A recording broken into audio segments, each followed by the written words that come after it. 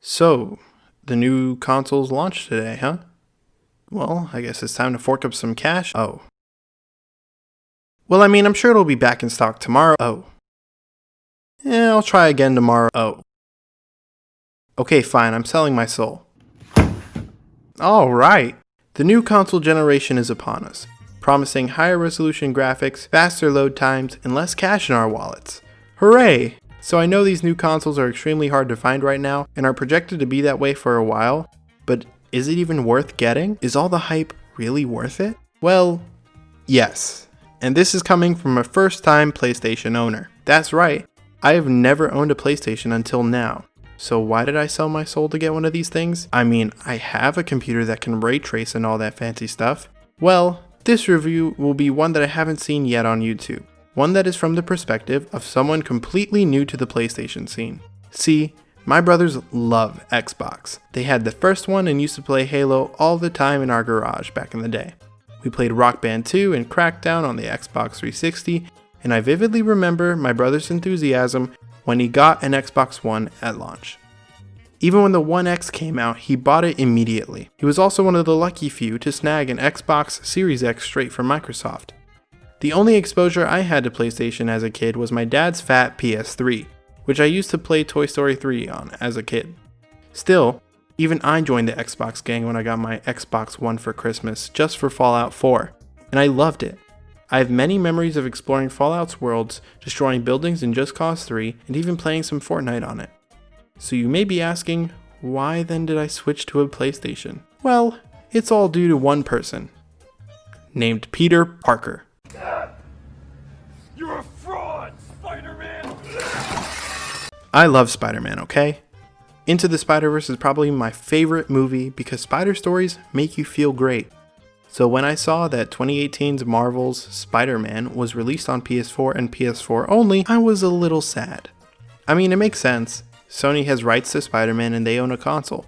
Why not make it an exclusive? And by that time, I also had a gaming PC. And I was so sad watching Let's Plays on the game and hearing how cool it was. And then I realized, if I never own a PlayStation, I'll never get to experience PlayStation exclusives like Spider-Man or God of War. I can play the new Halo on my PC if I want to, but I can't play Spider-Man. Xbox moving games to PCs made it easier not to like the latest Xbox and instead want the new PlayStation for me. While the Series X is more powerful than the PS5 technically, 1, I probably wouldn't notice, and 2, my computer is probably just as powerful as the Xbox and can play the same games. I can't play Spider-Man on PC, and that was the deal breaker. And they announced Miles Morales and a remastered Spider-Man for PS5 at launch? Come on, what better offer is there for what I liked? And the experience has been fantastic. By the way, this is the review portion of the video. The box was heavy and huge, and it's for a reason. Inside, you get an HDMI 2.1 cable, which is capable of a 4K resolution at 120 frames per second. You also get a USB-C cable for the controller itself, a stand for the console, the power cable, and the PS5. Now, it comes in two versions, the disc version and the all-digital version. That last one doesn't have a Blu-ray player, which means if you have one of these, you might as well throw away $70. But it is $100 cheaper, which is why you may see Sony push the disc version more than the digital, despite more people moving over to digital nowadays. Still, it is nice for them to offer that. I did want the digital version, but I was just lucky and fortunate enough to be at the right Soul Stealer at the right time. Now, when people say this console is big, it's big. This might be the biggest console I'll ever own. However, that size isn't wasted space. It has large fans to support the cooling system that doesn't make it sound like a PS4. And it works. After hours of gameplay when I first got it, I barely even noticed it was on. However, I did hear the disk drive spin up from time to time, which was pretty loud, but eventually stopped. Plus, you can just take out the disc. People say it looks odd, but after seeing it in person, the design has grown on me a lot, which seems to be the general consensus between people. That boot up screen is super cool, and the UI is super clean and beginner friendly. They offer a bunch of cool things like installing a game while setting up the console. I was downloading and eventually playing my games in no time. And this thing is fast. Like, super fast. Even my computer can't compare when it comes to these load times. Switching between games is super quick, and it does make the whole thing feel innovative. Now, let's talk about an essential aspect of this console, the controller. The DualSense feels a lot like a Nintendo Switch Pro controller to me. They feel like the same weight and even have some cool haptics inside, which just means that they can rumble precisely. It feels nice in my hand, and I especially love the texture on the back because I think it makes it easier to grip. The thumbsticks feel nice, and so do the triggers. And those are some of the most interesting parts. The triggers are adaptive. They can make it so it's harder to press or easy, which is insane and something you need to try in person to get a better grasp of. The rumble feels just like HD rumble in the Joy-Cons, and I like that there's a microphone and speaker in the controller. It adds another depth of realism when playing a game. And all the graphics and cool controller features come together in the PlayStation's pack-in game, Astro's Playroom. Now, when I first heard of this, I thought it'd be a little odd. But I love this game and I'm still playing through it. It's like a love letter to PlayStation and uses the controller super well. The games all look beautiful and ray tracing has never looked better. Spider-Man looks and feels amazing, and I know Miles Morales looks even better. The console offers remote play, so you can play PS5 games on your phone or your computer as long as you're on the same network as your console. It does 4K, it has all the essential media apps on it like Netflix, Disney, Spotify. It glows, and I think it's pretty cool. It was super easy for me to get accustomed to everything, which was nice since I had no idea what I'm doing. The cards were also super useful, and so was the whole PlayStation button menu. I don't know what it's called, but I super liked it, and I like that you can customize it. Now, while I've been praising Sony so far, its console has some things I'm not too jazzed about. That super fast SSD only has 825 gigabytes on it, and only 667 of those gigabytes are usable. But Naz, you might say, isn't that plenty of space? And I would reply, sure, for a few games.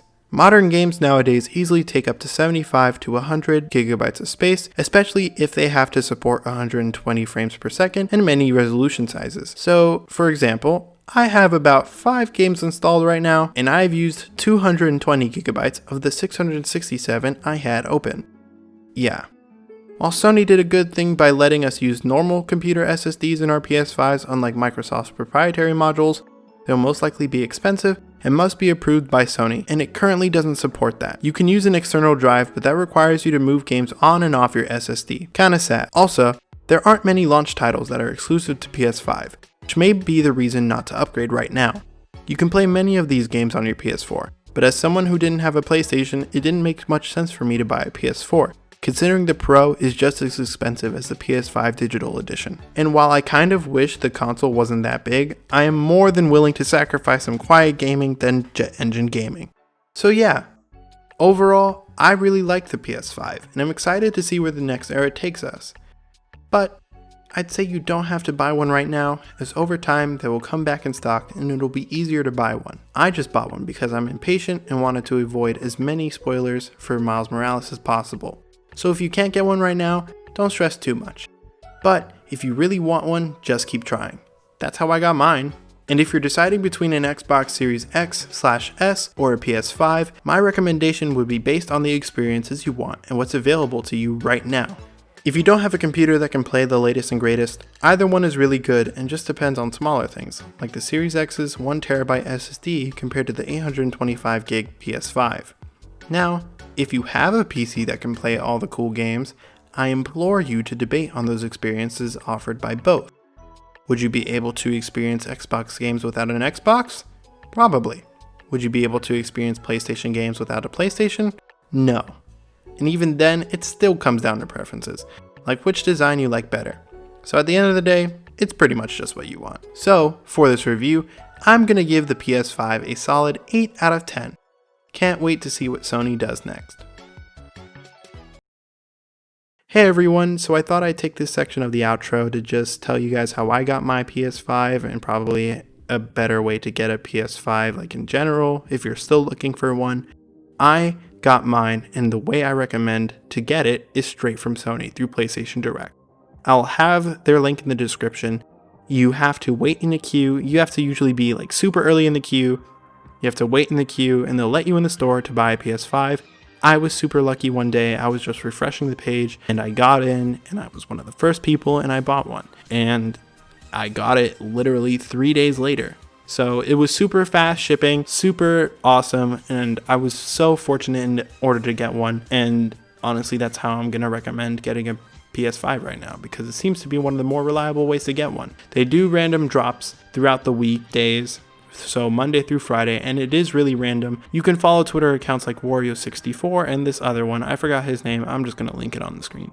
So I recommend following them if you want, not just from Sony Direct, but from anywhere that's selling a PS5 right now. They offer generally good tips and let you know when the site goes live. And also, I wanted to apologize for some of the footage in here. I had to use a non-conventional way to capture footage from my PS5, considering that my current capture card, my Elgato HD60, even though it served me so well over the years, no longer works for this new console generation due to the resolutions it supports. So yeah, sorry about that, and I'm working on trying to get a new capture card.